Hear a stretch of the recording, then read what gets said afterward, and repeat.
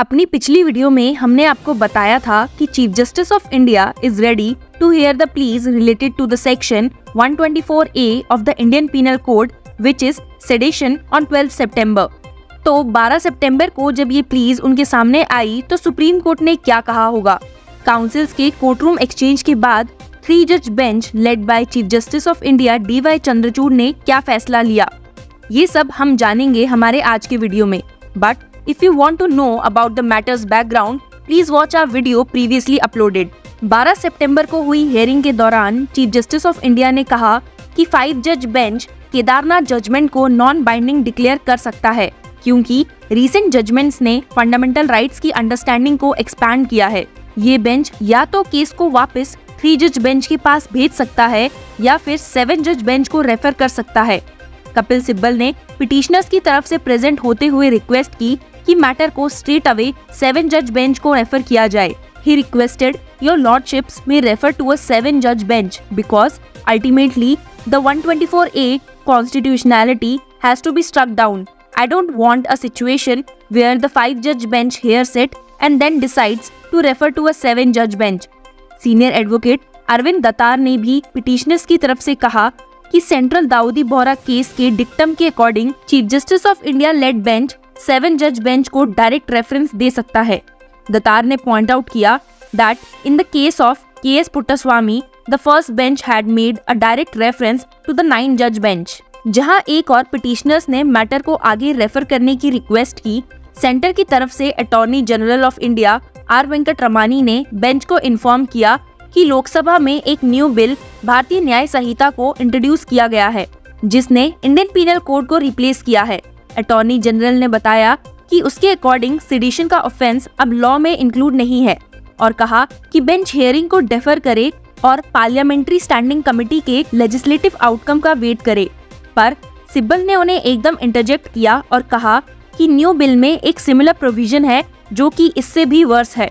Datar also agreed with this submission by saying sedition exists in the new bill, just that they have given a new label। जब दतार सिब्बल को support कर रहे थे तो solicitor general Mehta भी पीछे नहीं रहे। उन्होंने भी अटॉर्नी जनरल को बैक किया और हियरिंग को डेफर करने की रिक्वेस्ट की। सॉलिसिटर जनरल मेहता ने सेंटर के प्रीवियस एफिडेविट को रेफर किया जिसमें मेंशन था कि सेंटर प्रोविजन को हाईएस्ट लेवल पे री एग्जामिन कर रही है। पर चीफ जस्टिस ऑफ इंडिया ने कहा कि अगर न्यू बिल लॉ बन जाता है तो वो सिर्फ प्रोस्पेक्टिवली अप्लाई हो सकता है और past cases Indian penal code के अंडर ही प्रोसिक्यूट हो सकते हैं। इसलिए सेक्शन 124A से जुड़े चैलेंजेस रेलेवेंट ही रहेंगे regardless of the new law. Chief justice of India stated, assuming that law comes into force, it will cover future prosecutions. So, for as prosecutions are concerning 124A, they will continue.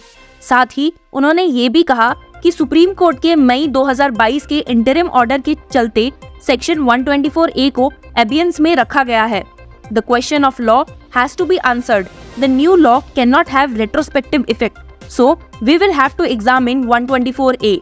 इस point पे court ने कहा कि वो Kedarnath Singh judgement को examine करना चाहते हैं। सिब्बल ने जजमेंट के एक रेलेवेंट पैरा को रीड किया और कहा The heart of the issue was that it conflated state with government.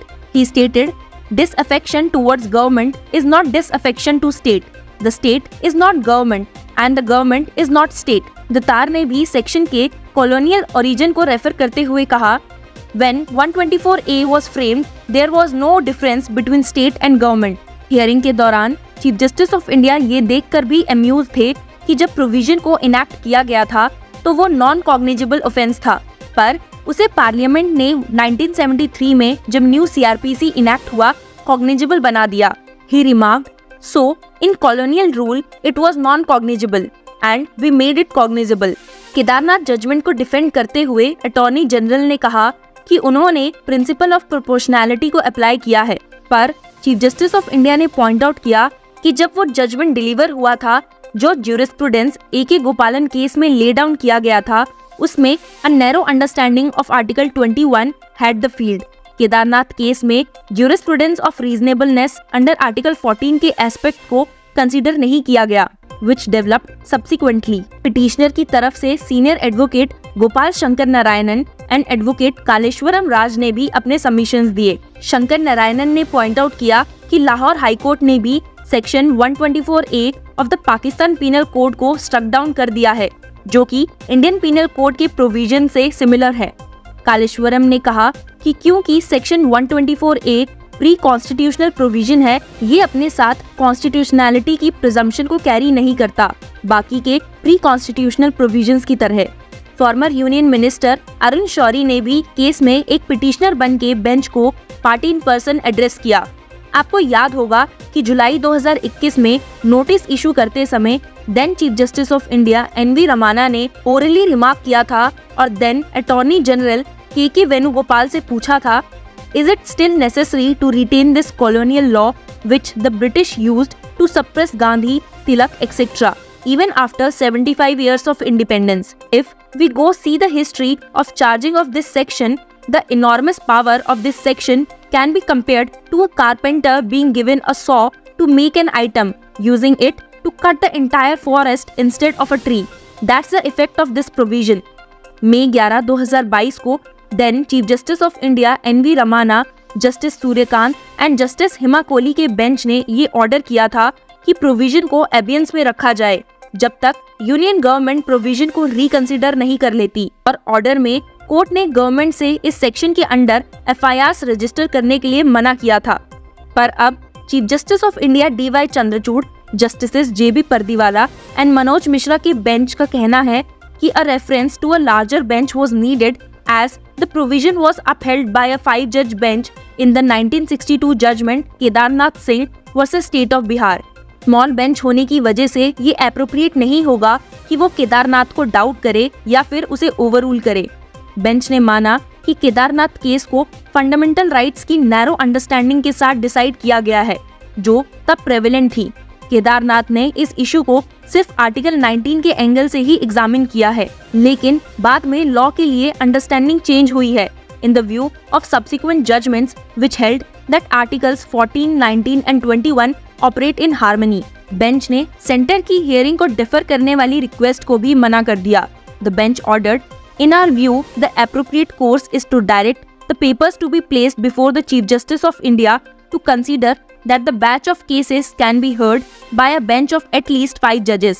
We direct the registry to place the papers before the Chief Justice of India so that an appropriate decision can be taken on an administrative side to form a bench of at least 5 judges. और इसी के साथ sedation को challenge करने वाली petitions at least 5 जज bench को refer कर दी गई। अब सुप्रीम कोर्ट का at least 5 जज बेंच इस केस को कैसे डील करता है, इसके अपडेट लॉ चक्रा आप तक पहुंचाता रहेगा। So keep following us.